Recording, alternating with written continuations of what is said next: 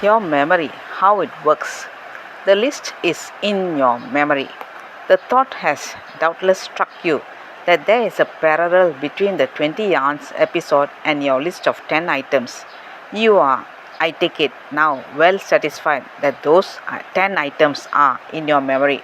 Oh, yes, they are, provided, of course, you were interested and paid attention when you read through the list. Actually, by reading through the list, you added a further 10 or so impressions to the hundreds of thousands already in your memory.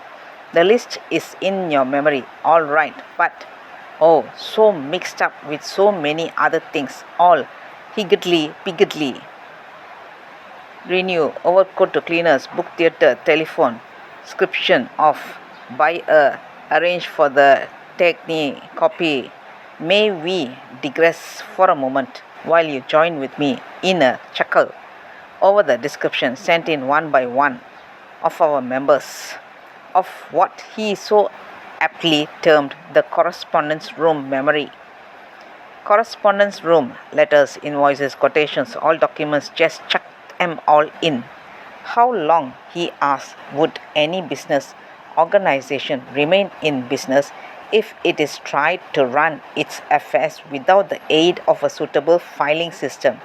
If every letter, every invoice, every document, after receiving the necessary attention, was just tossed into a large room for safekeeping, into, shall we call it, a correspondence room, I can't help feeling that that is what so many people are doing with their memory, making a correspondence room of it and trusting to luck that it will work somehow or other. At least I can tell you that before doing Trent, that is how I was using, or rather misusing, my memory. Let me prove that the list really is in your memory. I'll give you another keyword: battery. Something happens in your mind right away, doesn't it? Triggered into instant response come the rest of the details. Get garage to put a new battery in the car. Now, please do exactly what I ask you to, and you will find yourself in a few minutes' time able to remember and recall accurately any list of up to 10 items. First, then, please turn back to page 7 and read through the list once again. It should take you about 1 minute to register these 10 items in your memory. Do this, please, before reading any further. Let's go to page 7. Renew subscription to Reader's Digest. Send overcoat to dry cleaners. Get a new strap for John's wristwatch. Arrange for technician to call to fix television set. Book theatre seats for next Wednesday night. Get garage to put a new battery in the car.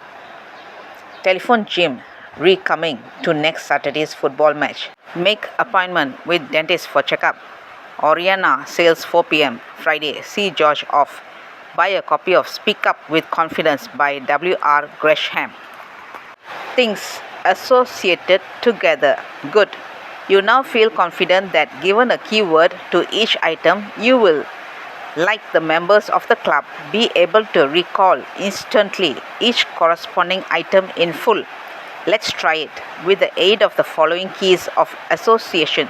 Please recall the complete list of 10 items from your memory digest. Overcoat, wristwatch, TV set, theatre, battery, football, dentist, Oriana, W.R. Gresham. Yes, recall of any part will recall the whole, but only, repeat, only if you have registered the whole in your memory first of all. Registered it deeply and accurately, intelligently and purposefully. This is all very well. I can hear you saying, but hang it all, it would be just as difficult for me to remember the list of 10 keys, words as it would the list itself.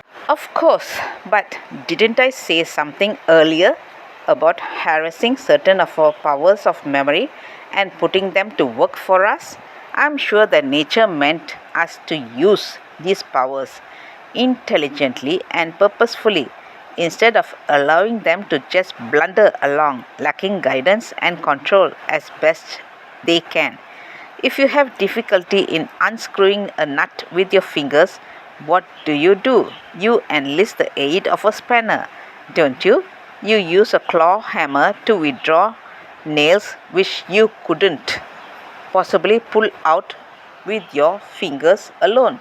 You use a ruler to enable you to draw a straight line, a screwdriver to drive home or remove screws, a key to unlock doors. Page upon page could be filled with such examples of mechanical aids to manual dexterity. Why, then, shouldn't we use mechanical aids to mental dexterity?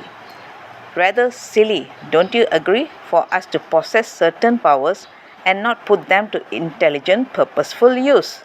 Let's continue in the next chapter. Thank you. Bye bye.